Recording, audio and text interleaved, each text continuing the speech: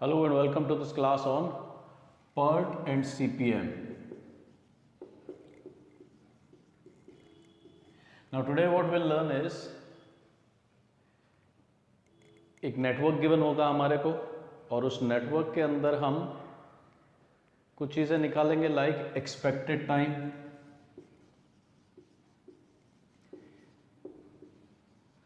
Of activities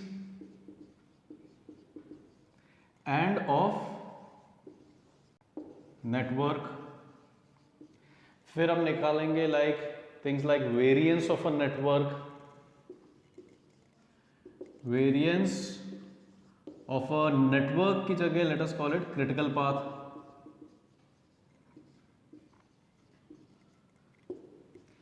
Then we'll try to find out calculations like what are the chances of meeting the deadline। जैसे कि आपको एक project है जो 30 days के अंदर हो सकता है। नाउ इफ वी आस्क कि उस प्रोजेक्ट को 28 डेज के अंदर करने का क्या चांस है, व्हाट आर द चांसेस कि वो प्रोजेक्ट 28 डेज में कंप्लीट हो जाएगा। तो will try to find out these kind of solutions also. तो वो हो जाएगा हमारा probability of completing task in the due time, in the given time, in the stipulated time, जो भी टाइम आपको दिया जाता है। ठीक है, तो these kind of issues will be trying to address today. Now before we start the question, पहले हम यहाँ पे अपना क्वेश्चन बना करके देख लेते हैं। Now if we have a look at this question, अगर अपन इसको देखें तो हमारे पास एक्टिविटीज हैं।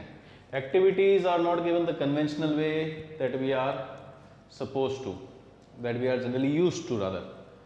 A, B, C, D predecessor नहीं दिया है, rather ये कैसे दिया हुआ है, activity between event 1 and 2। तो हमारे पास event है 1 and 2, उस combination के बीच में एक activity चलेगी हमारी 1 and 2 के बीच में। This is my activity। तो इस तरह से दिया हुआ है। जब जनरली जो हमारा कन्वेंशनल होता है जिसमें एक्टिविटीज होती हैं, प्रेडेसेसर्स होते हैं, वैसा नहीं देखे, इस तरह से दी हुई है। तो हमारे को एक्टिविटीज दी हुई हैं and if we look over here, यहाँ पे हमारे को 3 ड्यूरेशंस दी हुई हैं, TO, TM, TP। तो TO, TM, TP क्या हो गए? T optimist, T most likely, T pessimist. Optimist is a concept जहां पे हम ये एक्सपेक्ट करते हैं कि everything will go on time, सब कुछ टाइम से होता जाएगा, जरा सा भी टाइम वेस्ट नहीं होगा। सो जो एक्टिविटी 1-2 है, जो ऑप्टिमिस्ट होगा, जो सब कुछ अच्छा सोचेगा, ही एक्सपेक्ट्स कि ये एक्टिविटी कितने टाइम में कंप्लीट हो जाएगी, 3 डेज में। फिर हमारे को एक पेसिमिस्ट मिलता है, वो कहेगा कि नहीं 3 दिन में नहीं होगी, इसको 13 दिन लग जाएंगे, 13 डेज लग जाएंगे, क्योंकि कुछ भी गलत हो सकता है, कोई गाड़ी खराब हो सकती है, कोई पावर फेलियर्स हो सकते हैं, कोई एक्सीडेंट हो सकता है, एंड ये एक्सपेक्ट करता है कि हमारा काम कितने दिन में होगा, 13 में। तो वी हैव ऑप्टिमिस्ट जो ये एक्सपेक्ट करते हैं, अज्यूम करते हैं कि सब सही होगा। वी हैव पेसिमिस्ट जो ये अज्यूम करते हैं कि सब गलत होगा। And then there is most likely. Most likely के अंदर we have durations which are more often than not expected, 5। तो एक्टिविटी 1-2 के लिए हमारे पास मोस्ट लाइकली शेड्यूल क्या है, 5। Now you can take this as an example कि अगर हम from location A to location B जाना है, तो कुछ लोग होंगे जो गाड़ी बहुत ज़बरदस्त तेज चलाते होंगे, उनको कितना टाइम लगेगा, may be 3 minutes or something like this। All these times are in weeks। Just for an example, उनको लगेंगे 3 मिनट। और वहीं पे हमारे पास कोई बहुत ही पेसिमिस्ट होंगे, बहुत ही ध्यान से चलाने वाले कंजर्वेटिव लोग होंगे, उनको लगेंगे 13 मिनट्स। और यहाँ पे हमारे पास ज़्यादातर लोग जो डिस्टेंस को ट्रैवल कर लेते हैं वो क्या है, 5। किसी दिन रात के टाइम आप निकलते हैं, सड़कें खाली है, कोई ट्रैफिक नहीं है, you can travel it in 3 minutes. वहीं पे अगर आप एक crowded road like came road इन बीकानेर आप निकल जाते हैं तो 13 मिनट्स भी लग सकते हैं कोई जगह क्रॉस करने में। Routinely it takes some 5 minutes or so. तो ये टाइम्स हमारे को समझ में आए, TO, TM and TP। This is how it is done quickly, this is how it is done in worst case scenario, and this is generally how it is done. अब हमारे लिए ये 3 टाइम काम के नहीं है, रादर हमारे लिए जो टाइम काम आता है वो होता है TE, that is T expected. तो हम क्या करेंगे, इस डेटा से सबसे पहले फाइंड आउट करेंगे TE। TE क्या है, एक्सपेक्टेड टाइम। हम कितना टाइम एक्सपेक्ट करते हैं कि हमारे काम को कितना लगेगा, हमारे को A से B जाने में कितनी देर लगने वाली है। किसी को 3 मिनट लगेंगे, किसी को 13, किसी को 5, बट मेरे को कितने लगेंगे when I will be travelling on this route from A to B। इसको निकालने के लिए will be making use of a formula. हम इसको बोर्ड को तो पूरा यूज करने वाले हैं, तो मैं फॉर्मूला कहाँ लिख देता हूँ, यहाँ पे लिख देता हूँ आपके लिए। T एक्सपेक्टेड का फॉर्मूला हमारा हो जाएगा T optimist plus T pessimist plus 4TM upon 6।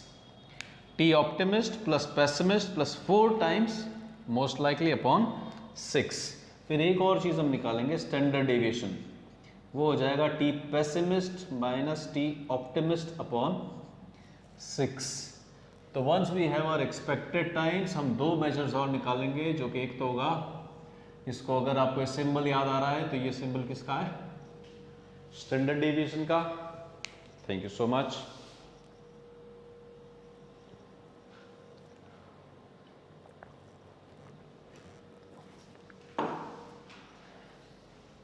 Standard deviation का, और इसको अगर स्क्वायर कर दोगे तो ये क्या बन जाता है, variance.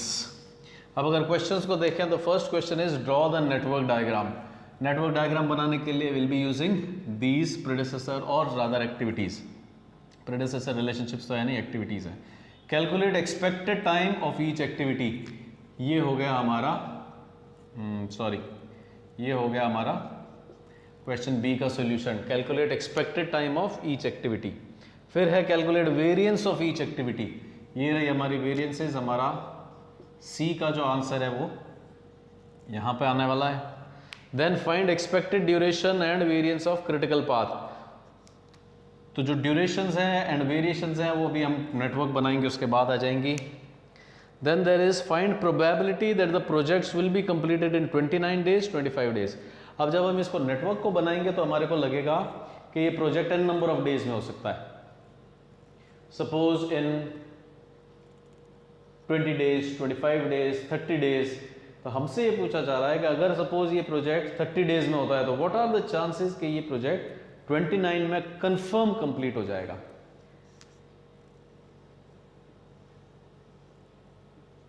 You are saying that this project will be completed in n number of days.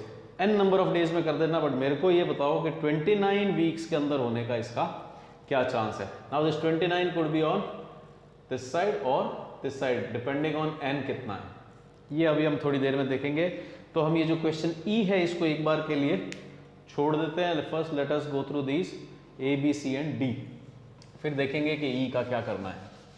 For now सबसे पहले तो A, what is A, draw the network diagram. A को थोड़ी देर में करेंगे। Let us do this B, calculate expected time of each activity. T E, formula क्या लिखा है हमने टी ई का, ये फॉर्मूला वैसे तो यहां पड़ा है, but let us zoom it in.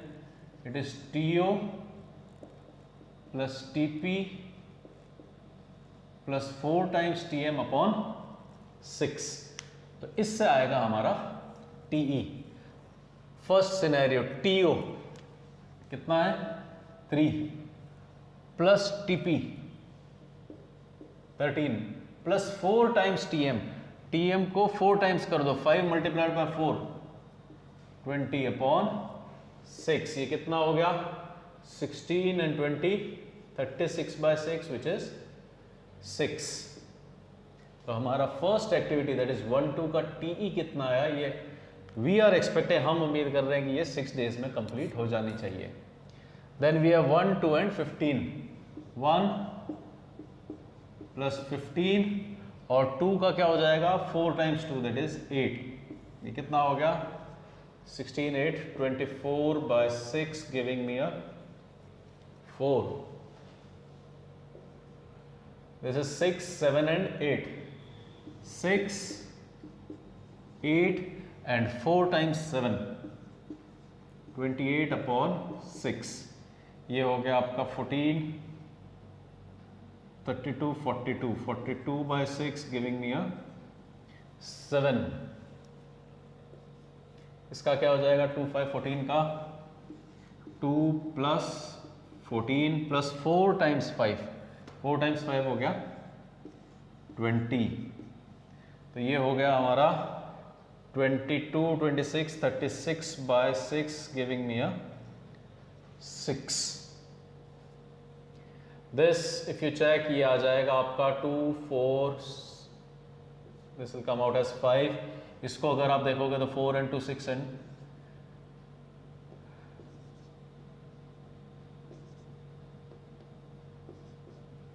if you go out and find out all these values, ये इस तरह से आ जाएंगी हमारे पास सारी वैल्यूज. तो ये हो गया हमारा calculate expected time of each activity. Her activity का एक्सपेक्टेड टाइम हमारे पास आ गया है. अब अगर इन टाइम्स को ध्यान से देखें तो 5 TM था, 6 आया, 2 था, बदले में 4 आया, 7 का 7, 5 का 6, 4 का 5, 6 का 6, 9 का 9, 2 का 2, 4 का 4. तो इसका मतलब यहाँ पे कोई शॉर्टकट छुपा हुआ होना चाहिए, क्योंकि कुछ केसेस में तो सेम आ रहा है, कुछ केसेस में इट इज डिफरेंट. सेम वाले केसेस पकड़ते हैं. 1 + 3 is 4, 4 + 3 is 7. तो क्या हुआ यहाँ पे एन इंक्रीमेंट ऑफ 3, फिर से इंक्रीमेंट ऑफ 3. तो जब दोनों इंक्रीमेंट सेम है तो हमारा जो एक्सपेक्टेड है वो कितना आ गया, मोस्ट लाइकली आ गया. नहीं समझ में आ रहा, कोई बात नहीं. Late us have a look at this. 5 से 9 जाने में क्या हुआ +4, 9 से 13 जाने में क्या हुआ +4. इंक्रीमेंट्स आर सेम, वैल्यू कौन सी आ गई, मिडिल वाली ही आ गई. Then 4 + 2 is 6, 6 + 2 is 8. दोनों में +2 का इंक्रीमेंट है तो मिडिल वैल्यू वापस से आ गई. देन इधर देखो 2 + 2 4, 4 + 2 शुड हैव बीन 6, लेकिन यहां आ रहा है 12. तो यहां जब रूल टूटा तो you can see the values are not same. तो हम इसको एज अ शॉर्टकट यूज कर सकते हैं कि whenever these jumps are similar, 1 + 1 + 1, 1 + 3 + 3, 5 + 4 + 4, whenever these jumps are similar, ये मिडिल वैल्यू ही है जो हमारी TM आती है. This you learn with practice. ज़्यादा से ज़्यादा प्रैक्टिस से सीखोगे ये shortcuts. In any case B आ गया हमारे पास. Calculate expected time, done. Calculate variance of each activity. Now what is the formula for variance of each activity?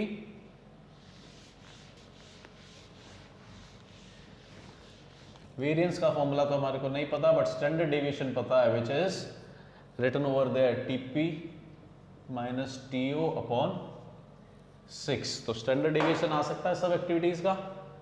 TP - TO 13 - 3 upon 6, 15 - 1 14 upon 6, 8 - 6 that is 2 upon 6, 12 upon 6, 10 upon 6, 4 upon 6, 8 upon 6, 2 upon 6, 6 upon 6.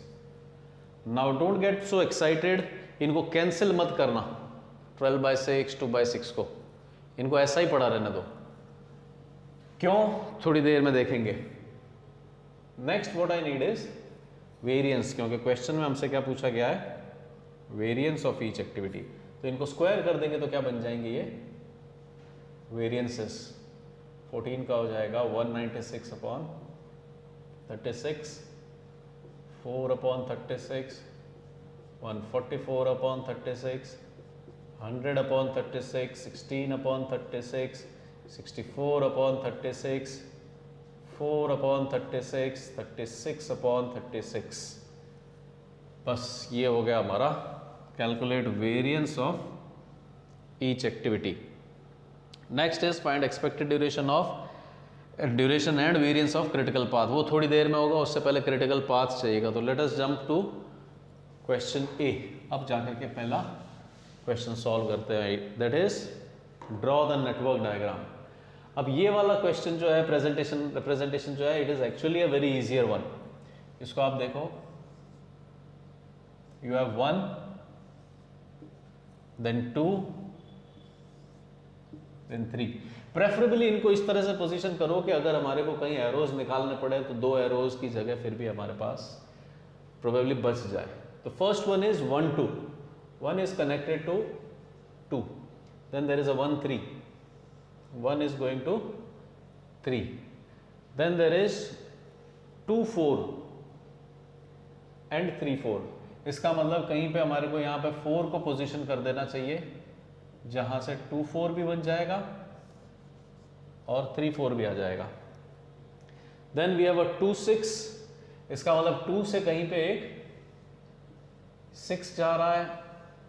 Preferably उसको नीचे मत लाओ क्योंकि अभी 4 और 5 भी हो सकता है कुछ करें यहाँ पे एक्टिविटीज। तो 2 and 6 इज डन, 4 5 and 4 6, 4 से एक 5 आएगा और 5 से 6 जाएगा। तो what I can do is इसको थोड़ा सा लंबा स्ट्रेच कर देते हैं so that it looks better, it is easier to understand. आपकी कॉपी में ये कैसे मैनेज करोगे? आपकी कॉपी के लिए there is a thumb rule कि ये पहली बार में गलत ही बनेगा, तो इसको रफ में बनाओ फिर फेयर कर लेंगे। तो we have a 1 2 1 3, 2 4 3 4, then there is a 2 6, 4 5 5 6 are done, then there is a 5 7 6 7। तो यहाँ पे एक 5 7 और एक 6 7, ये हो गया हमारा first step, that is draw the network diagram. अब थोड़ा अच्छा लगेगा कि हम इसके ऊपर इनकी एक्सपेक्टेड ड्यूरेशंस भी लिख दें। 1 2 की ड्यूरेशन कितनी है? 6, 1 3 is 4, 2 4 is 7, 3 4 is 6, 2 6 is 5, then I have a 4 5 for 6 weeks, 4 6 for 9 weeks, 4 6 भी है, we skipped it, there is a 4 6 also which is for 9 weeks, then there is a 5 7 for 2 weeks। अच्छा, इसका मतलब 5 6 कुछ था ही नहीं, उसकी जगह ये गलत बना दिया।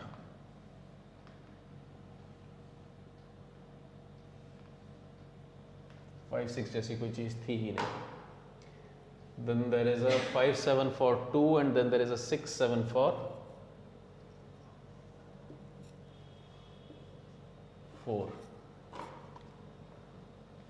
Late me count the activities एक बार फिर से।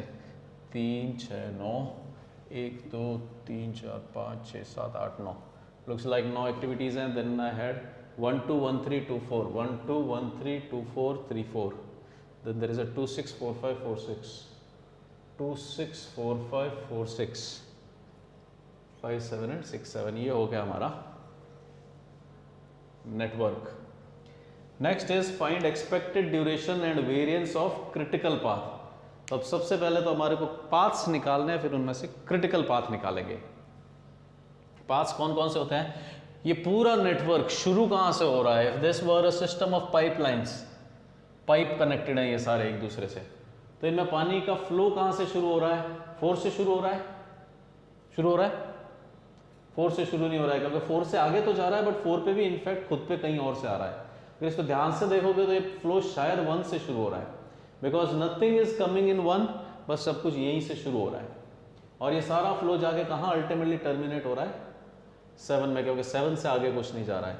तो ये जो 1 है, this is start of my project and this 7 is end of my project. अब आप 1 से 7 तक जाने वाले सारे पाथ्स बता दीजिए। Let us have some kind of partition over here. सारे पाथ्स बता दीजिए कौन कौन से हैं। 1 इज 1 2 6 7, ऊपर ऊपर से जा रहा है 1 2 6 7, then there is a 1 2 4 6 7, 1 2 4 5 7, 1 2 6 7 outer path है, फिर यहां से जा रहे हैं 1 2 4 6 7, 1 2 4 5 7, तो 2 पाथ्स यहां पे भी हैं 1 2 4 6 7, 1 2 4 5 7। फिर हमारे पास है 1 3 4 6 7, 1 3 4 5 7। 1 3 4 6 7 1 3 4 5 7. So these are all possible paths that take me from 1 to 7, from start of my project to the end of my project. अब अगर हम 1 to 6 7 पे ट्रेवल करते हैं तो कितने वीक्स लग जाएंगे हमारे को? 6 and 4 10 and 5 15 वीक्स की जर्नी रहने वाली है. 1 2 4 6 7 6 13 13 and 9 22 and 4 26 वीक्स की जर्नी रहने वाली है. 1 2 4 5 7 पे कितना लगेगा? 13 13 into 15 and 6 21. 1 3 4 6 7 1 3 4 6 7 4 and 6 10 and 9 19 and 4 23. Last one is 1 3 4 5 7 10 and 8 18. एक बार फिर से चेक कर लीजिए इतना ही टाइम लग रहा है या नहीं. इतना ही टाइम लग रहा है.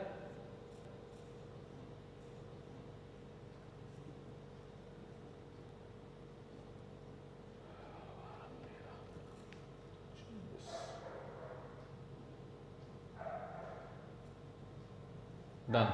These are the various paths that are taking me from 1 to 7. और इनमें से सबसे लंबा पाथ कौन सा है? 1 2 4 6 7 जो कि 26 डेज ले रहा है.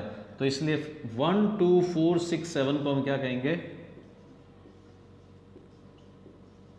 Critical path. And how is critical path represented? 1 2 4 6 7. Critical path is represented by means of double arrows. 1 2 4 6 7. So now my critical path stands out of this network. बाकी सब जो है सिंगल एरो है, ये डबल एरो से हमने दिखा दिया है. तो this is my critical path. और इस पाथ की जो ड्यूरेशन है वो कितनी है? 26 वीक्स. तो this is duration of project. Find expected duration. तो डी का आंसर हम क्या लिख देंगे? What is the expected duration? जो क्रिटिकल की ड्यूरेशन है कितनी है? 26 weeks. Now I am not writing all these answers here because हमारे पास जगह की कमी है. When you are doing this in your copy आप इसको अलग से लिख सकते हैं. Duration, find expected duration which is 26 and variance. Variance और बताना है. वेरियंस कैसे आएगा? 1 2 2 4 4 6 6 7. 1 2 2 4 4 6 6 7. 1 2 का वेरियंस कितना है?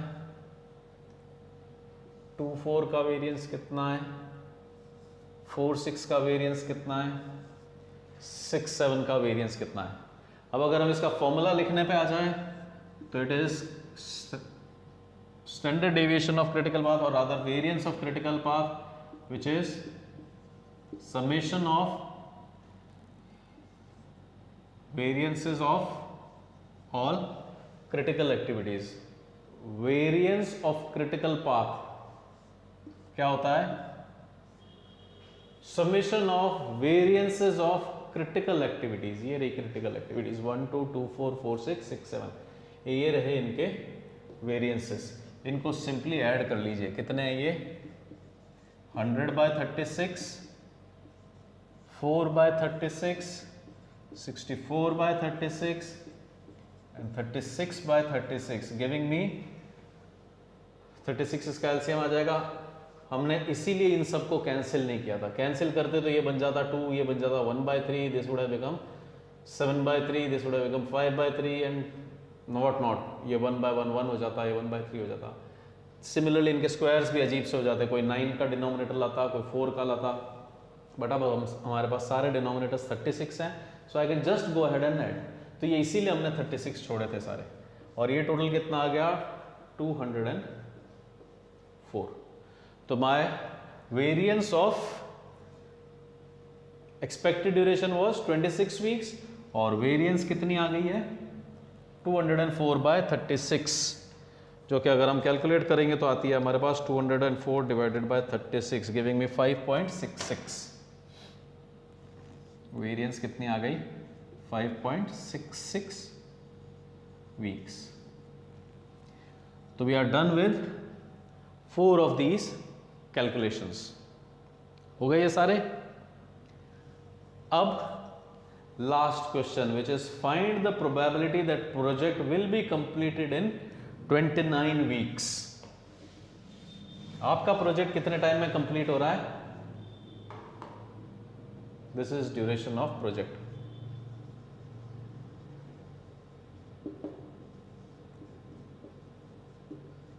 And it is represented by capital E. ये जो छोटा ई था ये तो एक्टिविटीज की ड्यूरेशन थी।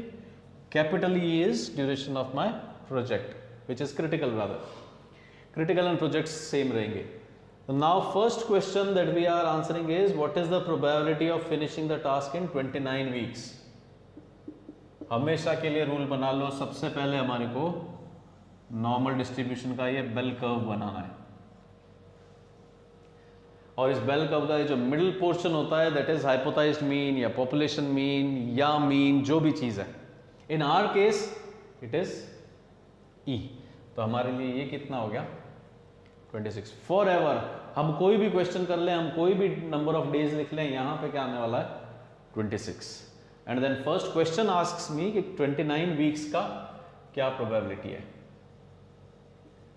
Very simple question. 26 यहां है तो 29 कहां आएगा? Somewhere over here. फाइन। तो अगर 29 यहां है तो let me find out z value for this section, क्योंकि हमारे से पूछा क्या गया? Probability of 29 weeks. 29 वीक्स कौन सी होगी? ये एरिया पूछा गया है। ये एरिया हम आपको नहीं बता सकते, but I very well know कि ये एरिया कितना है? 0.5 और ये 0.5 है। तो ये जो बचा हुआ है ये हम कहां से निकाल लेंगे? टेबल से निकाल लेंगे। टेबल से कैसे निकालेंगे? First I need to find out z। z का फॉर्मूला क्या है? x minus E upon standard deviation of critical path. Remember this is standard deviation of critical path और आपने जो ये निकाला है वो क्या है? Variance of critical path. What you found out was variance of critical path, जो अभी थोड़ी देर पहले आया था 204/36। तो हमारे को चाहिए इसका स्टैंडर्ड डेविएशन, तो वो हो जाएगा आपके लिए 2.38। इसका अगर हम रूट ले लेंगे तो वो बन जाएगा 2.38। तो this standard deviation of critical path is 2.38। For my sake x is the given duration expected and x is unknown. आपने 29 दे दिया, मैंने 29 लिख दिया। 26 upon 2.38। So when we solve this thing 29 minus 26 upon 2.38 we get 3 upon 2.38 which is 1.26। तो हमारे पास z value आई है 1.26। अब इस z वैल्यू को अगर आपको, जैसे कि आपके क्वेश्चन के अंदर it was given straight away कि for z is equal to 1.26, area under curve is 0.3962। अगर यहाँ पे क्वेश्चन में गिवन है तो हम इसको ऐसे यूज कर लेंगे, और अगर क्वेश्चन में नहीं गिवन है तो आपको ये टेबल से निकालनी पड़ेगी z वैल्यू। और ये z वैल्यू कैसे निकाली जाएगी टेबल के लिए? इसके लिए you can find out a dedicated video के z टेबल से वैल्यूज कैसे निकाली जाती है, उसका लिंक हम डाल देंगे डिस्क्रिप्शन के अंदर। तो अगर आपको ये वैल्यू निकालनी सीखनी है तो you can go through that video. छोटा सा वीडियो है, 3-4 मिनट का है। It is very easy to find out, but we are keeping it out of scope of this video. तो आप वहां से देख सकते हैं। फॉर आवर केस क्वेश्चन में डायरेक्टली गिवन था कि z 1.26 अगर आता है तो उसका एरिया कितना होगा? 0.3962। ये कौन सा एरिया आया है? ये इस स्ट्रिप का एरिया आया है। This is 0.3962। हमारे को ये एरिया नहीं चाहिए, हमारे को कौन सा चाहिए? पूरा एरिया चाहिए। तो ये पूरा एरिया कितना हो जाएगा? This is known as probability of 29 weeks. ये कितनी हो जाएगी? 0.5 प्लस ये जो भी एडिशनल आ रहा है, कितना आ रहा है? 0.39 0.8962 giving me a probability of 0.8962. तो आपसे जो पूछा था what is the probability that the project will be completed in 29 weeks? See, how do I interpret this? हम expect कर रहे थे कि 26 weeks में हो जाएगा, बट व्हेन यू से कि आप एक्सपेक्ट करते हो कि 26 वीक्स में हो जाएगा, उसका मतलब ये होता है कि देयर इज अ 50% चांस कि वो हो जाएगा। जब आप 26 में एक्सपेक्ट करते हो तो उसका 100% चांस नहीं होता है। लाइक आप जब एक्सपेक्ट करते हो कि 5 मिनट में वहाँ पहुँच जाएंगे, 100% चांस नहीं होता है। 5 मिनट में जब आप एक्सपेक्ट करते हो तो हो सकता है कि आपको 2 मिनट लग जाए, हो सकता है आपको 14 मिनट्स लग जाए। तो व्हाट इज द चांस कि हम 26 वीक्स में इसको कर लेंगे? 50%। But question was asking what is the chance कि 29 में कर लेंगे।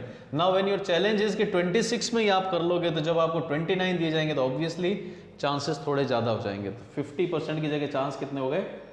0.8962 या 89.62% chance of completing the project in 29 weeks. Similarly let us look for this question also. क्या है ये? 25 weeks.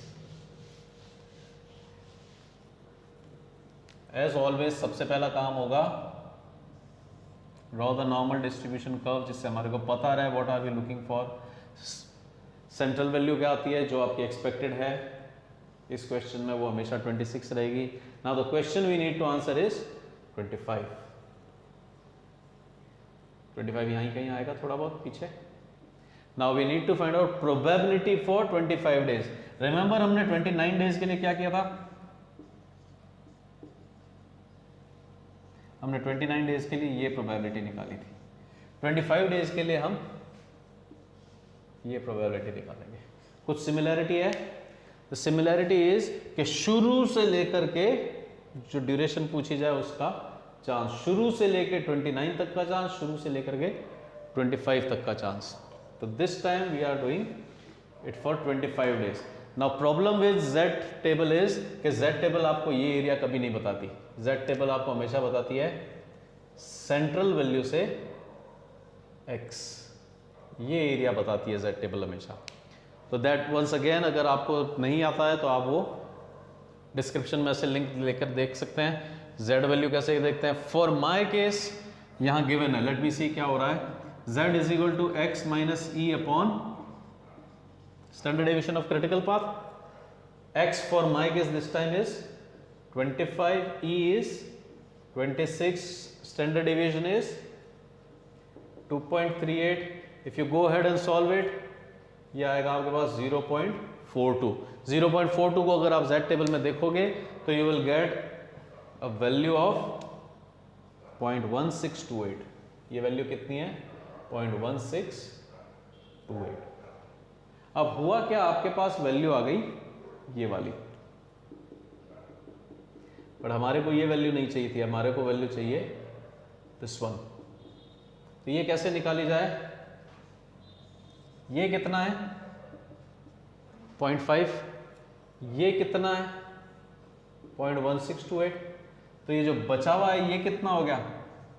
0.5 minus 0.1628, which comes out as 0.5 minus 0.1628 comes out as 0.3372. ये वाला जो एरिया बच गया ये कितना हो गया? 0.3372. तो what is the probability that project will be completed in 25 weeks? It is 0.5, complete 0.5, क्योंकि हमारे को ये वाला एरिया पता पड़ गया है, जबकि I actually need this area. तो व्हाट आई डू इज, मेरे को ये पता है ये 50 है, उसमें से ये छोटा सा चंक हटा देंगे, तो जो बच गया है वो 50 minus this leaves me with my area. 50 minus ये कहाँ से आया था? Z से। 25 का कॉरस्पॉन्डिंग Z कितना निकला था हमारे लिए? 0.1628, गिविंग मी प्रोबेबिलिटी ऑफ 0.3372। अगर इसके अंदर कुछ डाउट्स लग रहे हैं तो once again you can go out and check कि Z टेबल कैसे देखी जाती है। Otherwise this is it. ये सारी की सारी प्रॉब्लम्स जो इन्होंने पूछी थी हमने सॉल्व कर दी है। Here you see some cards related to the video you just watched. Feel free to browse across them. Please do leave your queries and suggestions in the comments section below. We would try to address them and learn from them.